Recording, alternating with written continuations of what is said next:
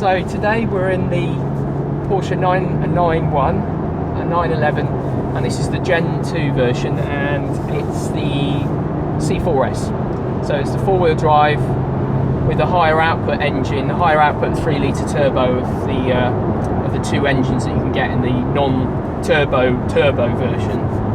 And thanks to Porsche Mid Sussex, to Andy Crabb and Dave Lees for making this possible to borrow the car and to do the review today. Over to you, Martin. Well, it certainly seems, we were just talking about the fact that it seems a good bit bigger than your Cayman. Yeah, it does. Yeah, I mean, we were just mentioning that the Cayman feels tighter in terms of, you know, the cabin space. It feels more like a sort of cockpit. I mean, I used to do a bit of flying. It feels more like a cockpit of an aircraft in terms of shoulder space or perceived space. This definitely feels more like a sort of very sporty GT car. It just feels like there's more cabin space. Obviously, you've got the two rear seats, but I think it maybe is a perception thing with a colour scheme or something. But yeah, it does feel like there's more space in the car. Obviously, looking over your shoulder, you've got the back seats there. Yeah. Yeah, I mean, you could put... Makes it feel bigger, obviously. You could put adults in the back, really, but, you know, a couple of kids sub 8 years of age would be absolutely fine. I mean, really, the back of the car's just for luggage. You can flip the seats down to make a flat load space area. Yeah. You know, so if you want to put your golf clubs sideways on or something, you can do that. Where should I go now? Stay in this lane. Stay in this lane. Right. Yeah. I'm going to go right. Okay. But compared to when you had the previous generation 991. Yeah. So then I had the 991.2 C2S Carrera 2S. So that's got the 3.8 litre 400 horsepower engine. Yeah, and this is 3-litre turbo. How many bhp? So okay, just to go back to my old one. So my one was 400 horsepower. Yeah. Because it didn't have the power kit, but it was a 3.8. This is now 420 horsepower. Okay. So to put that in context, that's the same output roughly of the 996 generation full fat turbo. So that just shows how far things have moved on in the last decade or so. Yeah. So I'm going right here. Yeah. So it's a 3-litre, and they've switched to turbocharging. So it's got stainless steel. Yeah. So it's got 20 horsepower more, but what you really notice, it's got the extra slug of torque from that turbocharged engine. Do you know what the torque figure is? I can't remember. It's I know where we are. I've been in there. Just follow around, then go part. We get to a roundabout, go left. Yeah. And then we'll be there. So you notice the torque. I think it's up by about 30% over the 3.8 litre previous 991. And obviously it kicks in a lot lower down the rev range. Yeah, they've tuned it to have a sort of really good sweet spot in the mid-range and low end, so you don't notice really that it's turbocharged. It just gives you tons and tons of push in the low to the mid-range. Now we haven't revved it out, so we don't really know what it's like. But the first thing I've noticed, amongst the fact that it's got a lot more torque, so you can be quite lazy with the car. You don't have to spin the gears if you don't want to. Is that it's very, very quiet, extremely quiet, much more quieter than my 991.1. Close the sunroof now. Yeah, so the sunroof's closed. I mean, it's amazingly quiet in the car. Now, that can be a good or bad thing depending on what you want from your 911. And did you say the sports exhaust is on? I've got the sports exhaust on. It's on. It's in its loudest setting right now. Yeah. So I mean, I'll take it down to second gear. We'll get a more open road in a minute. So anyway. we're in second gear, and it's still not that. You can hear the sportiness, but it's not that loud, is it? No, it seems like they've taken that raspy top end is gone. That I have in the Cayman with the flat 6 non-turbo, and was in the previous 991, which, I suppose this is progress, and they were always going to go turbocharging eventually because of emissions, and they need to have the power outputs that some of these these crazy saloons are putting out, and of course they've got a battle Ferrari and Lamborghini entry level cars on the other side. So so we're going kind of slightly right, Pulborough. Okay. But I think it's okay. I think it's a really nice engine. And does it obviously feel turbocharged to you? I guess. No.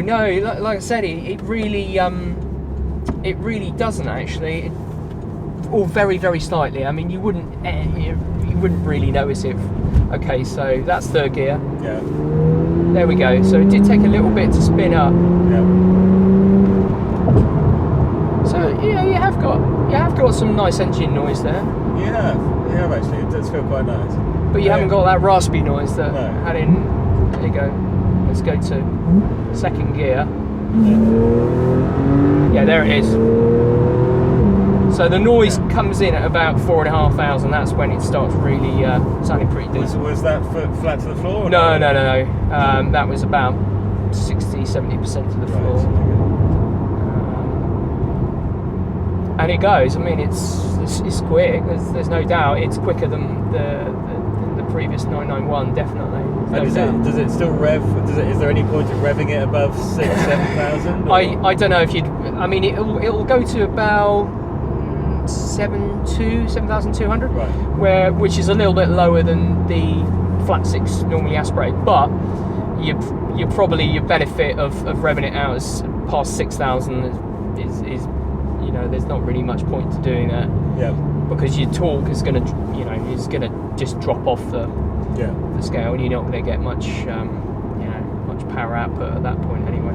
So the sweet spot is kind of like 3 to 5,500 RPM, which is great because that's what you want for overtaking and zipping around on back roads and going for long country drives and having some fun. So I think that's okay. It's very comfortable in here. It is very comfortable, isn't it? It does feel like a car that can have a number of different personalities. It's like I mean Porsche was always the car to have if you wanted to use it every day. Do the shopping, go to work, and then go out for a cross-country blat, or go out for a blat on a Sunday. And it's even more the case now.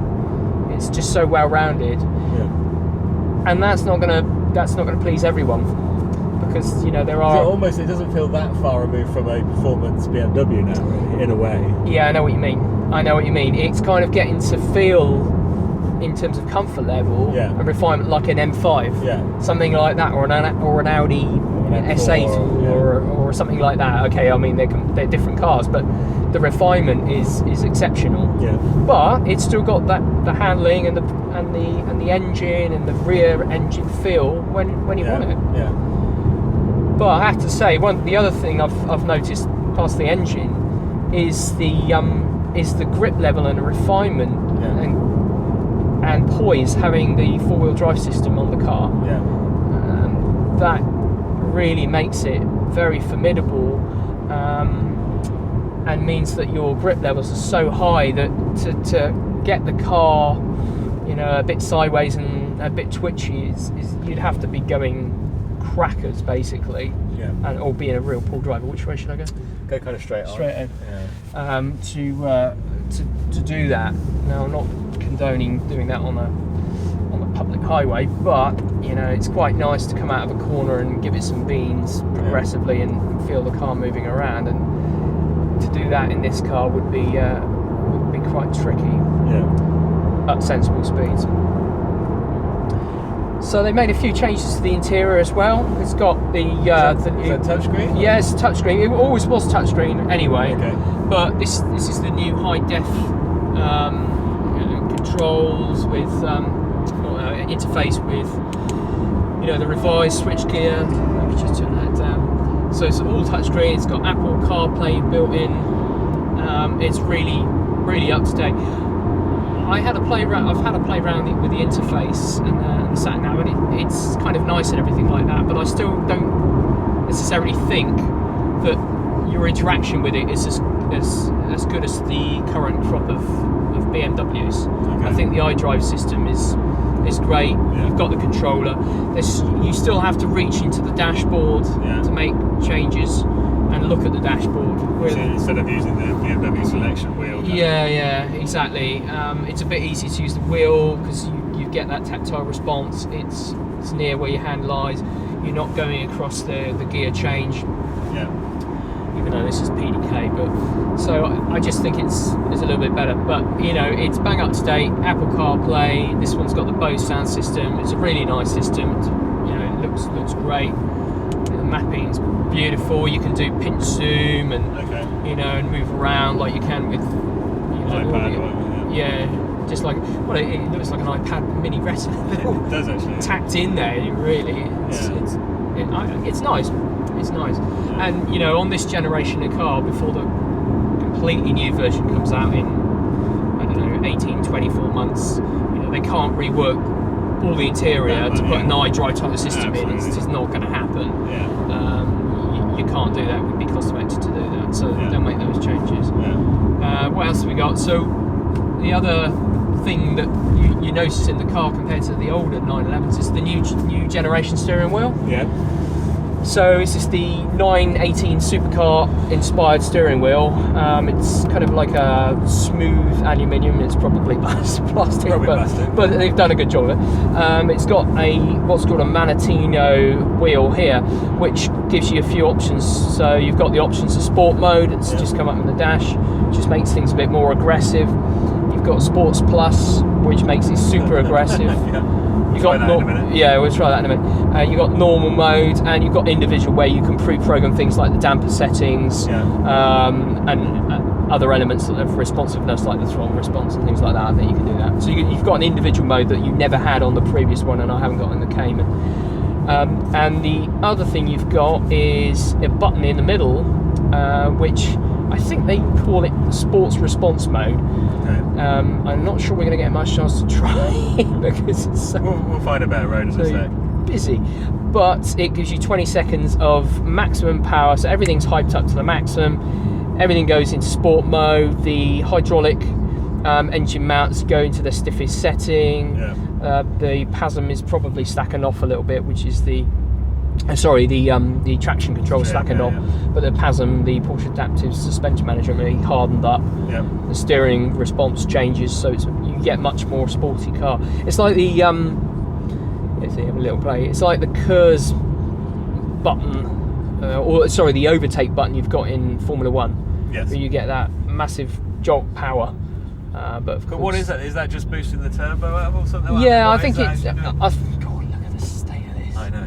We might just want to turn around. Yeah, we might just turn. Yeah, the traffic is just so heavy today.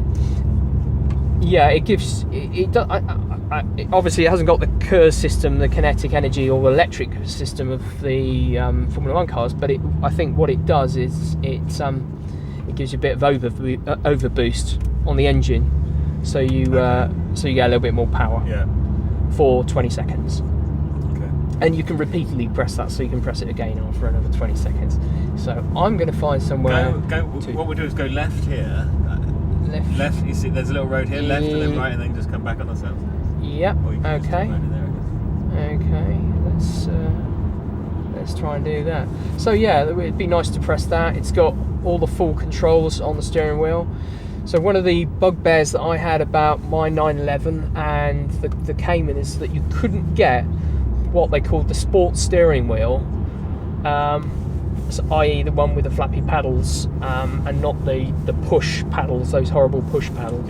You couldn't get it with a multi-function.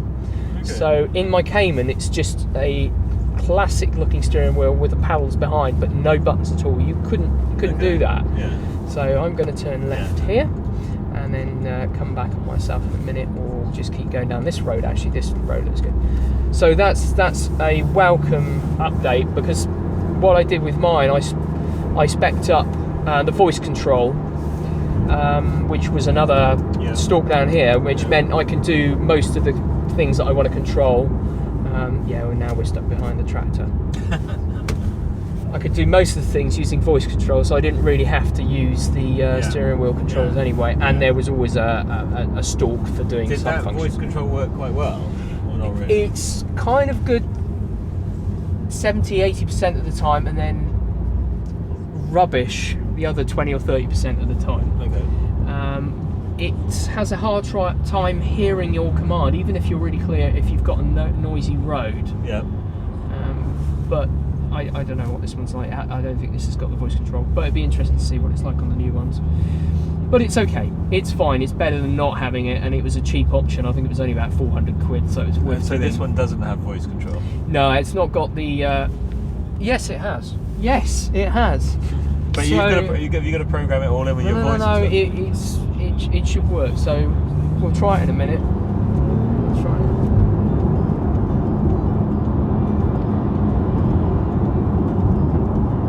I mean, I barely had to breathe on the throttle there. I know. Well, you have got a Vauxhall Astra in front of you. I have got a Vauxhall Astra and a Peugeot little hatch in front of. But I mean, I barely pushed the pedal more than a couple of percent. So good. So I'm going to put the sport suspension on. Okay. So let's try. It might be good just to go. I mean, all these roads around here could be hit and miss. Paul Some could be Smith. good. Enter address. Okay, let's try again. Enter address. So it's just spinning. Yeah. Okay, right, we're going to give that up. So it's really good. I think it's better in my car than the Dot 2 for the voice recognition. I think what it's trying to do is trying to be too clever in that it's trying to maybe use the built-in 3G, 4G card to talk to a Google database and try and do some sort of server-based, search. And we're in the middle of the countryside. But if you're in the middle of the country, it's just not going to work in the middle of the countryside. So I'm not saying it's worse; it's just different. But mine would give me, it'll either say it couldn't do it, or because it wasn't understood, or it would just do it, which is kind of what I want it to do anyway. So let's have a little look. We're looking good. Okay, this way. Actually, yeah. Pulling off in the wet with the four-wheel drive. Does it feel? I kind of thought I felt something slip then, but maybe it didn't. No, there's no. You're not going to get any slip, and even being damp like this at this speed, unless you're doing a launch control in the four-wheel drives, because the Porsche traction management is so efficient. Right. So what that probably was, if you felt a little clonk, and I've noticed on pretty much every Porsche I've ever driven, certainly ever owned, is that if the suspension's on quite a lot of lock, you get a clonking through the suspension, through the steering, and it feels like the front wheels are slipping a bit. And it's because of the setup Porsche have and the camber settings on the front end of their cars. I've seen it. My Cayman does it. I've seen it on Macans that I've driven as well, and Cayennes. And I guess the Panamera does it. But it's fine. But it does feel like the front end maybe is sort of like clonk, clonk, clonk, slipping a little bit on a lot of lock.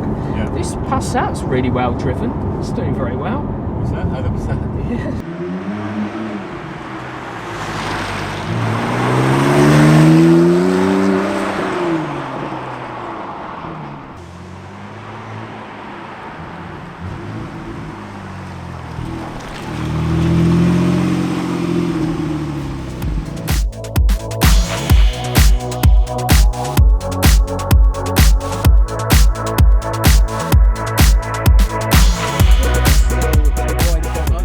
The 4S is a wider body than the 2S. Than the 2S. Yeah.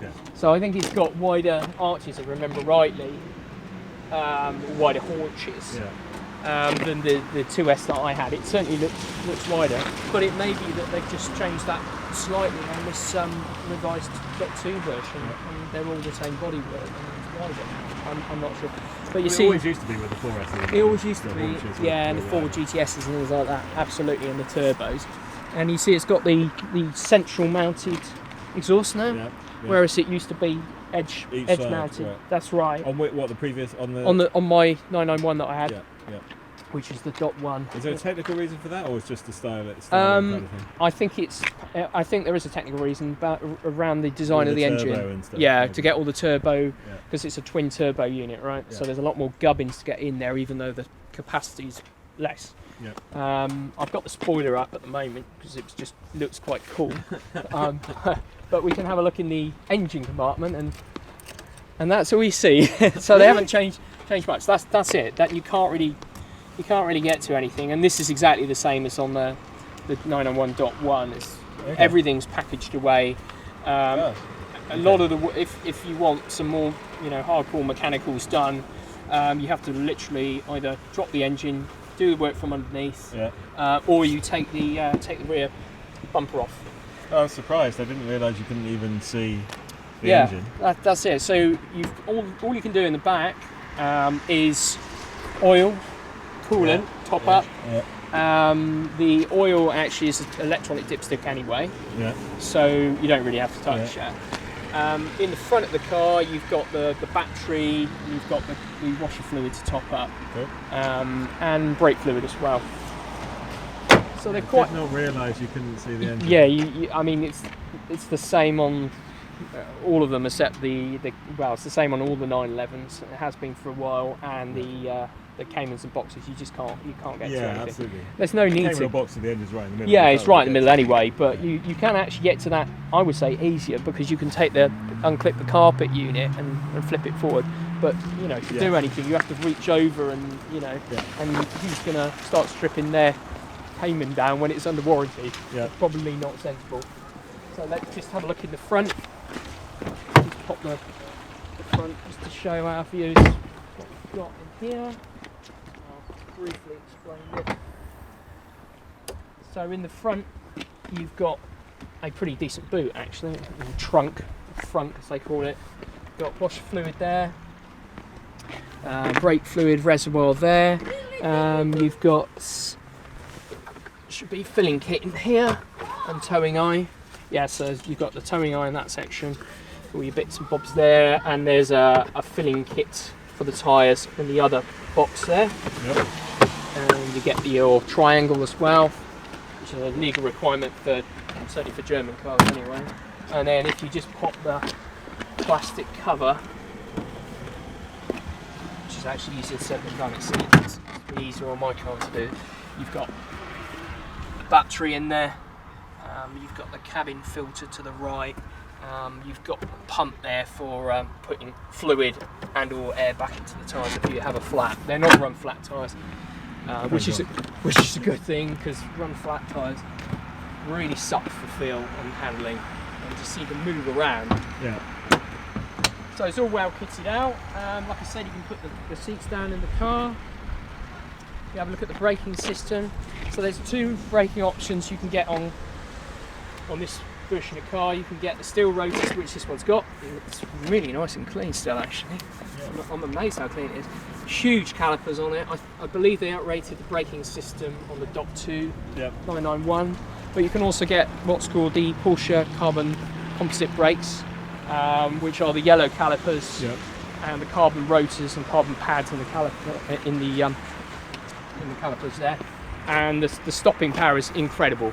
But to be fair, you get brilliant stopping with these and great pedal feel, so that's not a problem not having them.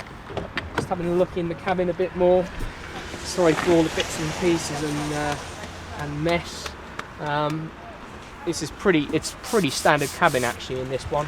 There's not really many options. Everything's covered in leather though, isn't it? Dash and door cards and everything. Exactly, yeah. I mean, you get this nice sort of stitching here on the leather and around the seats. It's got the Porsche headrest option, crest on the headrest option, so that's quite nice. It's got the Porsche crest on the glove box, so that's another option. So the two main options on this car, for the interior anyway, are the sunroof, which is hugely expensive, which is quite nice actually. I do like having a sunroof on the car, but obviously can't get that on the Cayman, which is great. And the Bose sound system.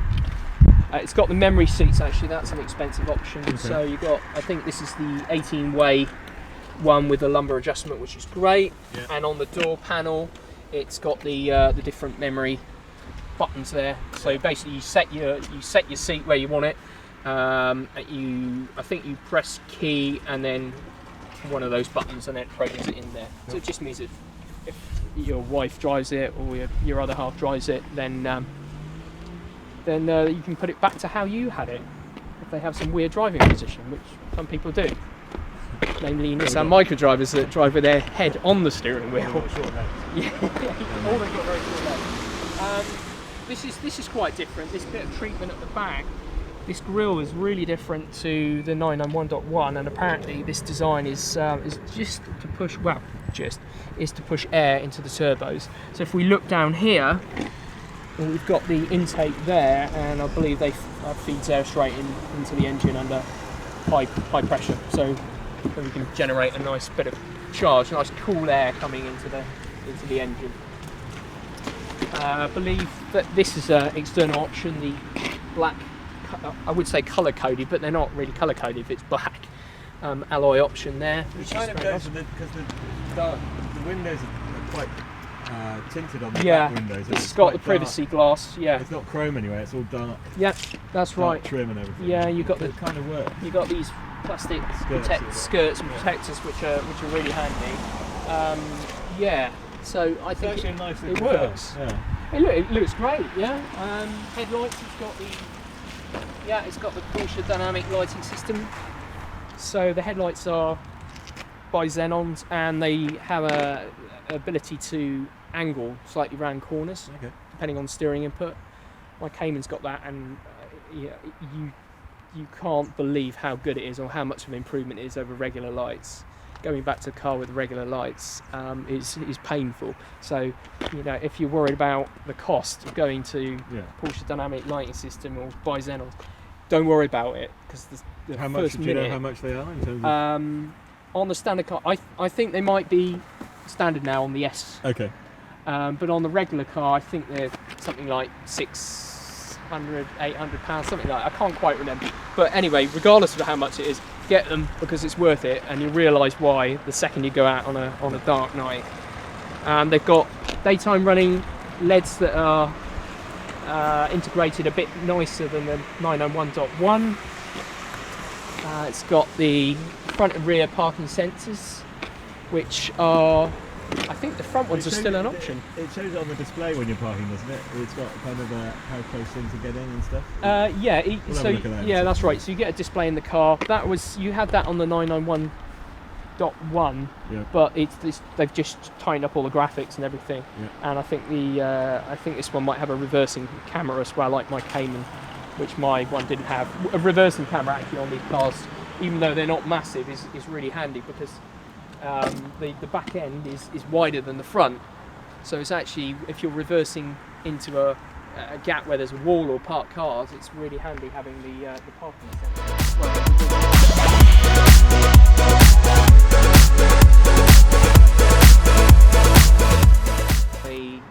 If you went and looked at a C2S, this is a C4S with a few options. So this is going to be it's going to be 90k. This is going to be a 95k car, 95k car with the spec that's on it. Yeah. Which is, I mean, it sounds like a lot of money. It is a lot of money, but if you're comparing this against a Ferrari 458 or 488, something like that, or a Lamborghini Huracan, which are less practical, a bit more showy, a bit noisy, but much less practical, you can use it every day, then this actually is 60 grand, 65 grand cheaper.